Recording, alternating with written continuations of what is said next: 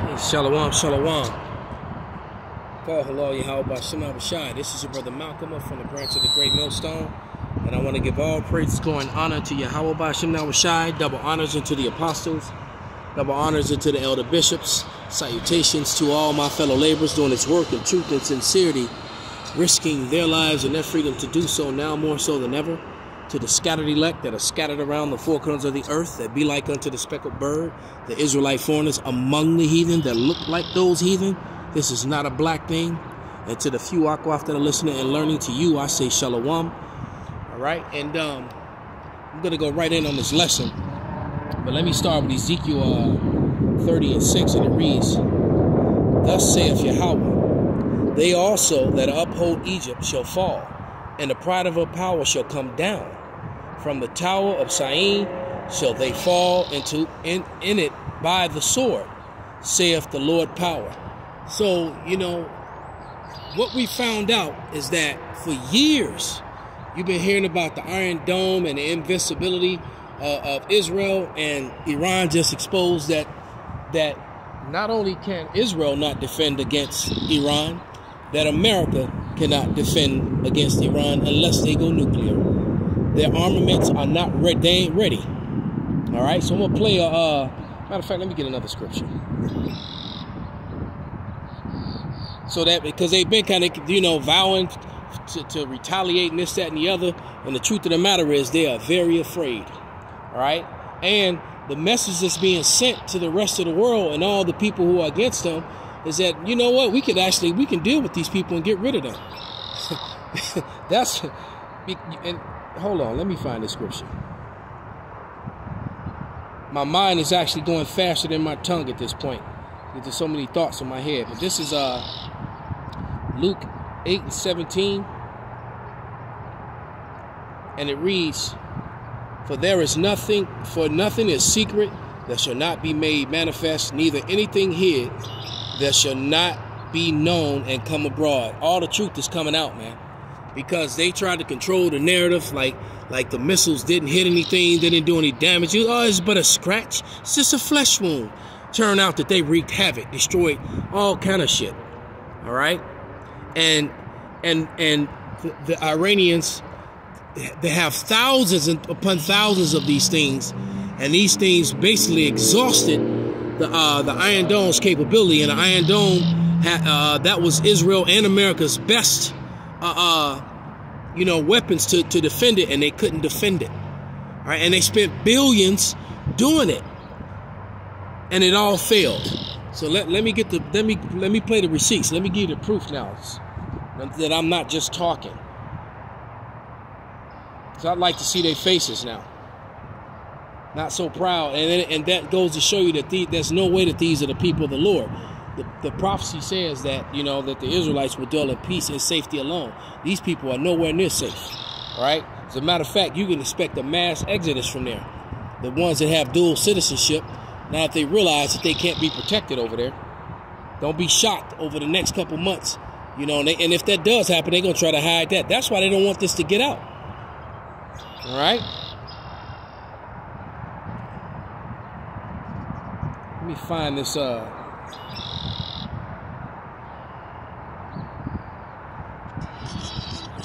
Just give me a second. It's a big glare out here, so it's hard for me to see.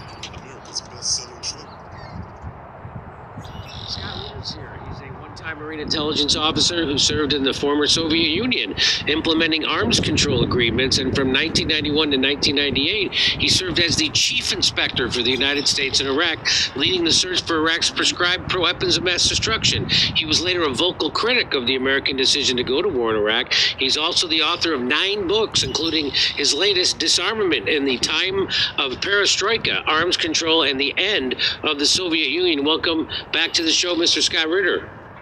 Oh, thank you very much for having me. So, Scott, you wrote this. I read this last night before I went to bed. It's good nighttime reading. It's the missiles of April, and it says Iran's retaliatory attack on Israel will go down in history as one of the greatest victories in this century. Now, before we get to you talking about that, I wanted to show you that. So, Israel attacked the Iranian embassy in Damascus and killed some top officials in the military of Iran. So they get to respond under the international law.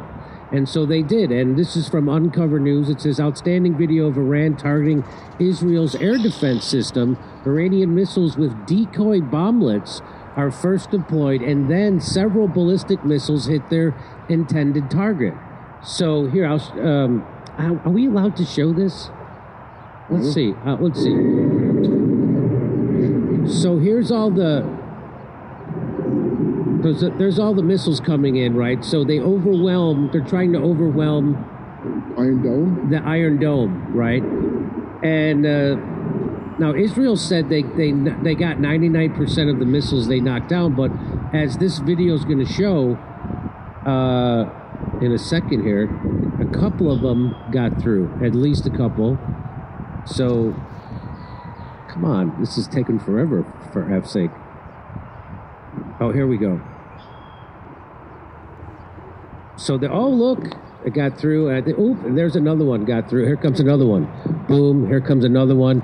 So, looks like there's a little rust in that Iron Dome, is what I'm thinking. That's what I'm thinking. So, I don't need to show you that. So, here's Ali Bumana says that here's why you shouldn't believe Israel's claim that most missiles were shot down and damage was minor. Iran hit military targets, so we won't see the damage. Remember what Nasrallah said a few weeks ago: if Hezbollah didn't film its successful operations, no one would believe them. And here's what you said.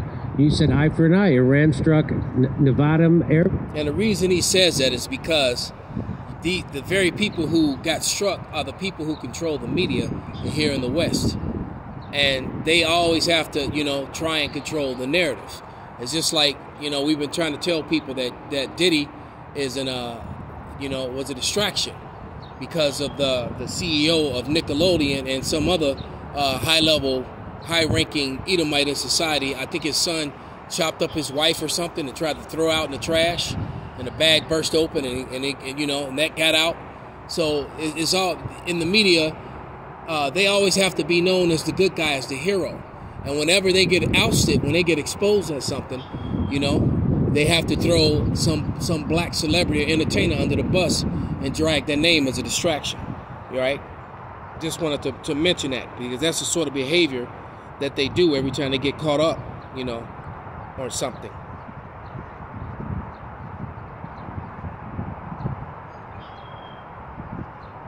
Air base with now that's the base that there's two bases that Israel launched the attacks on the consulate, the Iranian consulate in Syria, and that was one of them. So that at least 7 of its new hypersonic missiles. Nevatim is home of the F-35 fighters that attacked the Iranian consulate in Damascus. Not a single Iranian missile was intercepted. Let that sink in. Israel is defenseless, and then you modified that statement. You said the drones and missiles designed to overwhelm the Israeli defenses did their job. $40 million of hardware cost Israeli and its allies billions. None of the missiles that were intended to make impact were intercepted. Percentages don't matter. Is that true? So you're saying, so tell me what exactly Iran did and how they were so successful. Well, let's start with the Nevatim Air Base, home of Israel's F-35. So what you're about to find out is that Israelis and the American forces do not have superior firepower. All right, the only thing that keeps us a superpower at this point is the fact that we have so many. We got bases everywhere, but now Iran has showed you that they can touch all those bases that are over there. All right, any one of them at any time. And the best stuff that America has won't stop them. And the only way America could defend itself is if it goes nuclear. And if it goes nuclear, you best believe all its allies will more than likely turn on it real quick, because they don't want that smoke. All right, you definitely don't want to get into a nuclear thing with Russia, China, and Iran, and whatever other countries that are joined unto them. All right, so this thing is getting bad. It's getting really bad really fast. And the Israelis look really weak at this point. And Benjamin Netanyahu he clearly he don't want to look weak. So he may just, we'll see. We'll see, but we know the time is close.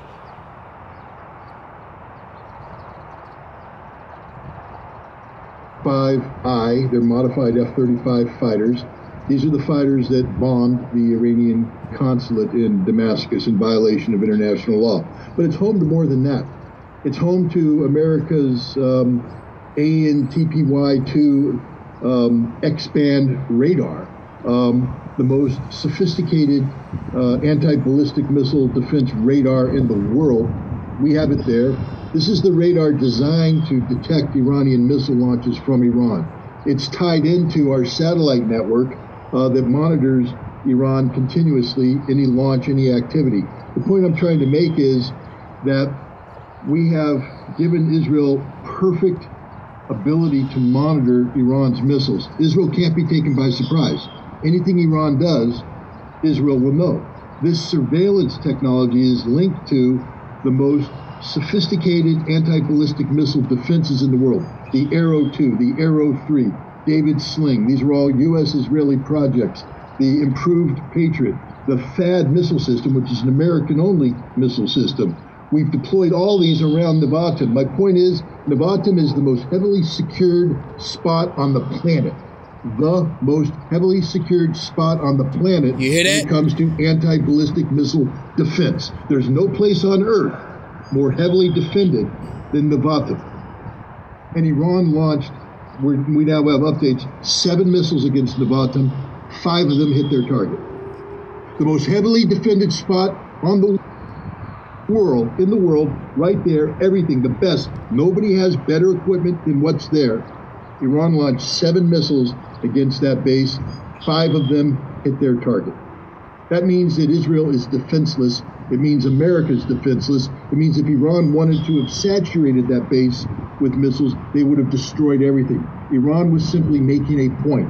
They didn't want to destroy the base. And I bet you that if it were the other way around, Israel would have wiped Iran off the face of the earth. All right? They would have. But, everybody's not just a murderous, bloodthirsty individual like Esau, Edom, especially Amalek. Let's go a little bit further into this video. We'll go to about the 12-minute mark.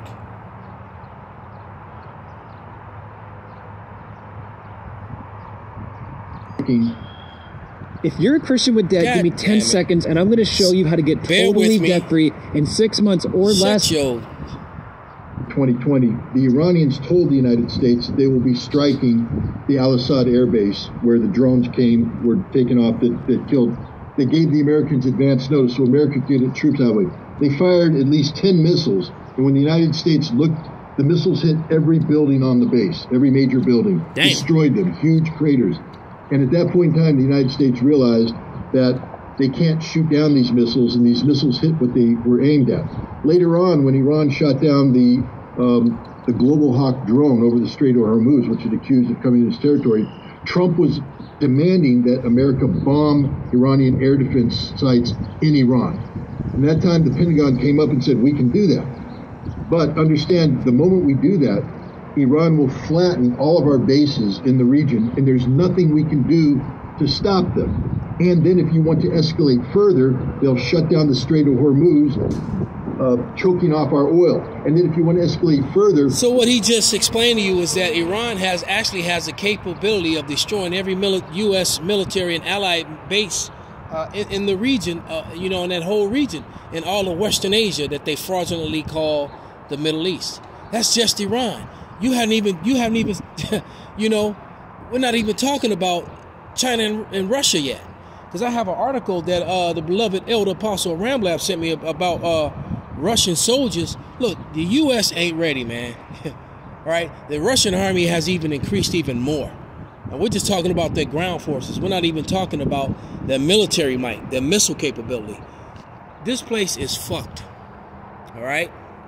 And here's the thing is, it's too late to apologize like Trump was trying to, calm it down. He didn't want no smoke.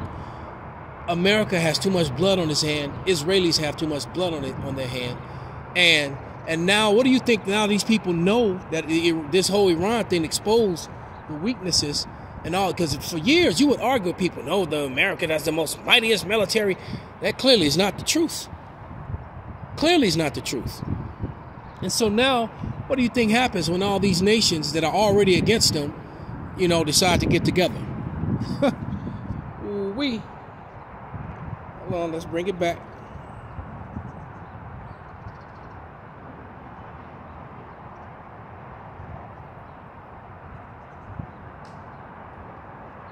And then if you want to escalate further, we're going to have to mobilize troops that we don't have in the region. It's going to take 12 months to get enough troops. We're going to bring them in on ships that are going to get sunk before they come there. This is going to turn into a war that's going to last 5 years with no guarantee of American victory.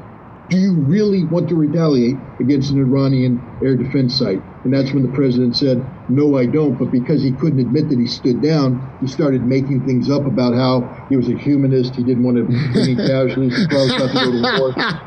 But he's really just a man who was confronted with the harsh truth that America no longer has the non-nuclear capacity to intimidate a nation like Iran.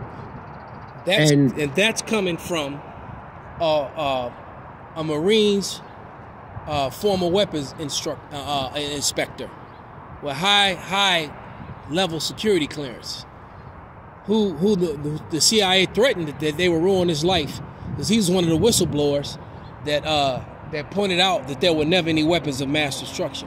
So America has spilled blood on false pretenses. Israeli has spilled blood on false pretenses. And you think these people, these other nations, are going to continue to have mercy on them, especially now that they know that they're vulnerable? Man, and the Lord is cold, man. How he's building this whole thing up to send everyone over to the Valley of Jehoshaphat so that he can destroy them. But let's go back into this video. Now I'm going to go to the about the 23-minute mark. And the name of this video, by the way, this is on the Jimmy Dore show. All right. Because someone's going to ask. And it's called The Dome Completely Failed, Scott Ritter. All right. The Jimmy Dore, D-O-R-E show. All right. The comedian Jimmy Dore. And it was The Dome Completely Failed, all right, dash Scott Ritter. That's the name of the video. So I'm going to start at about the 22-second mark. 22-minute mark. If you suffer from digestive issues, constipation, weight gain, gas, bloating, indigestion. So, I want to get your reaction to this. Israel journalist Ronan Bergman has a remarkable quote from a source with knowledge of Israeli discussions on Iran. And the quote is this: if the talks were broadcast live on YouTube, you'd have 4 million people clamoring at Ben Gurion Airport trying to get out of here. Oh, yeah. What's your response to that? He's 100% correct. Right now, the Israeli military, they're very capable. From 1994 to 1998, I worked with Israeli intelligence, the Amman, and I worked with their technical directorate. These are the guys who are the missile experts. Their job is to take the debris, to evaluate the photographs, and sort of reconstruct the capability. I worked with them on doing that with the Iraqi missile capability. These are the guys that right now are evaluating what Iran just did. And they are briefing their leadership about the Iranian warheads, about the performance of the missiles, and how this performance makes it impossible for intercept. There's not an intercept solution. Wow. The second people hear that, they realize that Israel is defenseless. And at that point in time, 4 million Israelis who have foreign passports, who are dual citizens, will get out of the country because Israel cannot survive. They will recognize that Israel is not the land of milk and honey, that Israel is going to be a smoking ruin if they go to war. And then the other thing that these guys are telling Israel... And that's true, but it's not just because of the might of the BRICS nations. It's because of Yahweh Ba'ashem Nahweh. Yahweh Shai is about to come and visit Basra. Let's get a couple scriptures, all right? Because if I know this, the citizens are going to learn this pretty quickly, all right? That those people over there, they're not safe from the people that they've made their enemy, because Iran was not their enemy, right? Until they went over there and then made Iran their enemy. But it's all through the power of the Lord, because it's prophecy. All right? Because the day that burns with fervent heat is coming, man. And because the two places that are going to get completely annihilated is the land of Israel, according to biblical scripture, and here in Babylon. All right. The only difference is that Israel is going to be built back up. No one's ever going to live here where I am right now. This view that you're seeing, you will never see again. All right. You'll never see this view again, and that's the view of Lake Michigan. All right. I'm at a monument celebrating Esau in Lincoln Park. All right. No more will they be able to sit up on that nag. All right. A horse represents power. All right. When it says, I have seen servants on horses, they're servants, but yet they're sitting in the position of power and they're about to be brought down. All right. Love my little stand there. All right. But this is, oh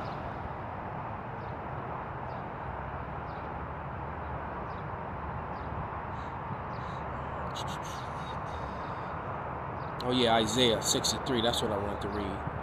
Because Yahushua, after they're going to get sent over to the Valley of Jehoshaphat. Now, the Valley of Jehoshaphat is already burning.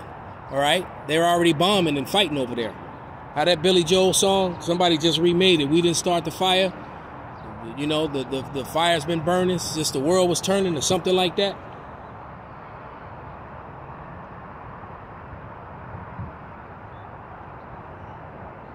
Yeah, this is Isaiah 63:1, and it reads, Who is this that cometh from Edom, with dyed garments from Basra? This that is glorious in his apparel, traveling in the greatness of his strength. I that speak righteously, mighty to save, because he's coming back in those chariots, which keeps making them appearing and showing themselves to the whole world, that they just want to, they don't want to acknowledge what they are and just keep calling them UFOs and UAPs. And they know that those are the chariots of Israel. That's why they have space weapons and all in a space military now. You can't even win down here on the ground, stupid. What makes you think you're going to win up, up above the firmament or in the firmament? Because you can't go past the firmament. You lied about that. All right, and it says, Wherefore art thou red in thine apparel, and thy garments like him that treadeth the wine vat? I have trodden the winepress alone, and of the people there was none with me. For I will tread them in mine anger, and trample them in my fury, and their blood shall be sprinkled upon my garments, and I will stain all my raiment. For the day of vengeance is in mine heart, and the year of my redeemed is come. And I looked out, and there was none to help me, and I wondered, and there was none to uphold. Therefore my own arm brought salvation unto me, and my fury it upheld me. All right, so the Lord, Yahushua, is coming to get his vengeance upon the heathen. All right, and then he's going to let his elect, 144,000, he's going to turn them loose on you. All right, when he gives them godlike capabilities, the real X-Men. All right, so with that, I'm going to give all praises, all honor, and glory unto Yahweh, Bahasham, Yahushai, Bahasham, Rakaha, Kodash, Kwam Yasharala, Shalom.